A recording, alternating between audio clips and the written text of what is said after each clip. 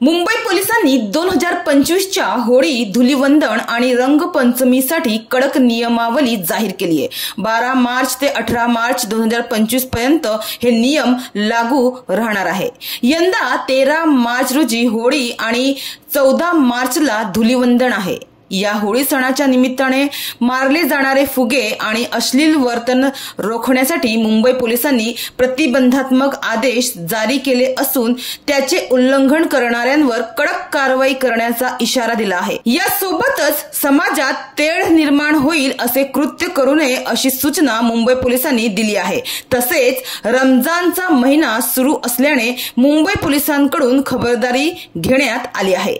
पादचाऱ्यांवर रंगीत पाणी, रंग फेकणे, साध्या किंवा रंगीत पाण्याने अथवा कुठल्याही द्रवाने भरलेले फुगे तयार करणे किंवा फेकणे, त्याचप्रमाणे अश्लील शब्द, घोषणा, गाणी उच्चारणे, कोणाचीही प्रतिष्ठा दुखावेल अशा प्रकारचे हावभाव करणे याच्यावर कारवाई केली जाणार आहे। एकंदरीत समाजात जातीय तणाव रोखण्यासाठी 12 मार्च ते 18 मार्च या कालावधीसाठी हा आदेश जारी करण्यात आला आहे। मुंबई पोलिसांच्या माहितीनुसार होळीच्या पार्श्वभूमीवर दक्षतेची सर्व तयारी पूर्ण झाली आहे। वरिष्ठ पोलीस अधिकारी, राज्य राखीव पोलीस दल, दंगल नियंत्रण पथके आणि क्विक रिस्पॉन्स टीम तुकड्यांसह 11,000 जवान संपूर्ण शहरात तैनात करण्यात आले आहेत।